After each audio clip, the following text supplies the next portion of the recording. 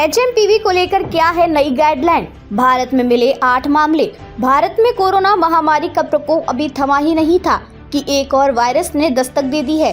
Human मेटान्यूमो virus का नाम अब चर्चा में है। ये वायरस पहली बार चीन में तेजी से फैला और अब भारत समेत कई देशों में अपने पैर पसार रहा है।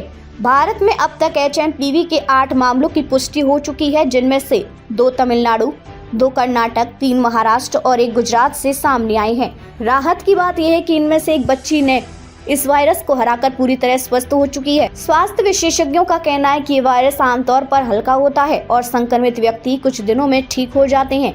एचएमपीवी वायरस क्या है यह और कैसे फैलता है? एचएमपीवी एक संक्रामक श्वसन रोग है जो आमतौर पर सर्दियों में अधिक फैलता है। अमेरिका के centre for disease control and prevention के अनुसार यह वायरस खांसने, छींकने से निकलने वाले ड्रॉपलेट्स संक्रमित सतहों को छूने और फिर अपने मुंह, नाक और आंख को छूने से फैल सकता है।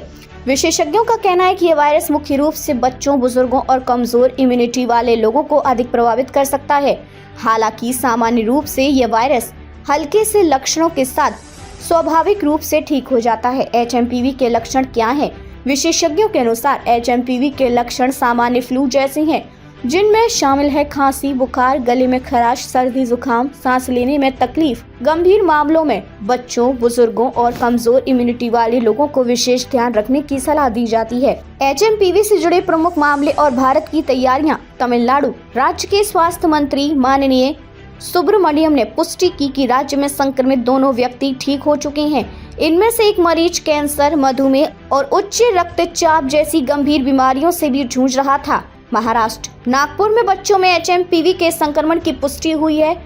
राज्य स्वास्थ्य विभाग ने स्थिति पर नजर रखने और जरूरी कदम उठाने का आश्वासन दिया है। हिमाचल प्रदेश राज्य में एचएमपीवी के बढ़ते मामलों को देखते हुए सभी अस्पतालों को सर्दी, खांसी और बुखार के मरीजों के RT-PCR टेस्ट करने का निर्देश दिया गया है। साथ ही विशेष लैब शुरू करने की तैयारी की जा रही है। चीन की स्थिति और भारत में संभावित खतरा। चीन में एचएमपीवी के कारण अस्पतालों में भीड़ और शमशानों में लंबी कतारों की खबरों ने दुनिया भर में चिंता पैदा कर दी है। विशेषज्ञों का मानना है कि चीन की जीरो कोविड पॉलिसी के कारण वहां के बच्चों में प्राकृतिक इम्यूनिटी विकसित नहीं हो पाई। मार्च 2020 से दिसंबर 2023 तक चले सख्त लॉकडाउन के कारण वहां पैदा हुए बच्चे स्कूल नहीं गए और उनका सामाजिक संपर्क भी सीमित रहा। यही कारण है कि ये बच्चे एचएमपीवी जैसे म्यूटेटेड वायरस से अधिक प्रभावित हो रही है। भारत में हालांकि स्थिति चीन जैसी होने की संभावना नहीं है।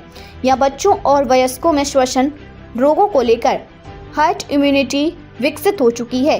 क्या फिर से लगेगा लॉकडाउन की संभावना पर विशेषज्ञों का कहना है कि भारत में फिलहाल इसकी कोई जरूरत नहीं है। पुणे जिला प्रशासन ने भी कहा कि एचएमपीवी को लेकर घबराने की जरूरत नहीं है। ये एक सामान्य श्वसन वायरस है जो अधिकतर मामलों में हल्के लक्षणों के साथ ही ठीक हो जाता है। एचएमपीवी से बचाव के उपाय। एचएमपीवी से बचाव के लिए विशेष उपायों की आवश्यकता नहीं है। कोविड-19 के दौरान अपनाए गए साधारण उपाय ही इस वायरस से बचाव में कारगर हैं, जैसे मास्क पहनना, खासकर भीड़भाड़ वाले स्थानों पर, हाथों की स्वच्छता, समय समय पर साबुन या सैनिटाइजर का उपयोग करें, सामाजिक दूरी, जरूरत पड़ने पर दूसरों से संपर्क सीमित रखें, इम्यूनिटी बढ़ाना, संतुलित आहार और पर्याप्त नींद लें। क्या कहती है रिपोर्ट्स? विशेषज्ञों का कहना है कि ये वायरस घातक नहीं है और अधिकतर मरीज बिना किसी गंभीर इलाज के ठीक हो जाते हैं।